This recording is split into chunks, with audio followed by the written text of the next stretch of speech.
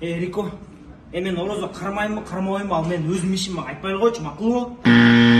Сен монтип намаз окуп аткандарыңды, бул мечиттин алдына түшкөн сүрөттөрүн чарбай эле койчу, мактанып элге, макулбу? И вообще-то, сен могу элге жакшылык кылып атпайсыңбы? Ошону өзүңө кыла бер, элге чыгарып анан мактанып мен жакшылык кылып атам деп эле. Чыгарсаң кылсаң, эч кимге көргөзбөй кыл, макулбу?